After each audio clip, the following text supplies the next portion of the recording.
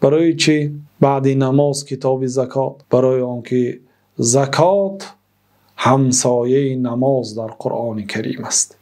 حضرت ابوبکر صدیق رضی الله عنه گفتند که والله لاقاتلن من فرق بین الصلاة و الزکات. قسم به نام الله تعالی من سری کسی را که نماز و زکات را جدایی می اندازد از تنش جدا می کنم. لاقاتلن، من جنگ اعلام می کنم، جنگ می کنم همراهی شخصی که بین نماز و زکات جدایی می اندازد. و گفتند که و اینها لقرینتها فی کتاب الله، و البته زکات همسایه نماز است در کتاب الله تعالی. در 82 موضع الله تعالی و اقیموا الصلاة و آتوا الزکاة، نماز را برپا دارید و زکات را دهید.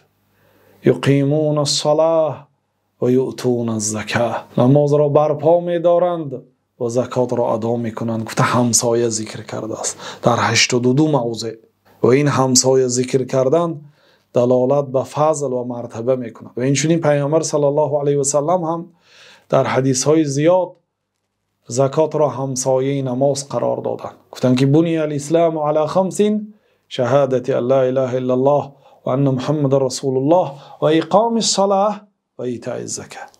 اسلام به 5 چیز بنا شد: شهادت دادن به یگانگی الله تعالی، و شهادت دادن به رسالت جناب رسول الله صلی الله علیه و سلم، و برپا داشتن نماز و ادای زکات. بنابراین زکات از حج و از روزه مرتبهش بلند است. سیومین رکن اسلام است، بعد نماز است و همسایه نماز است.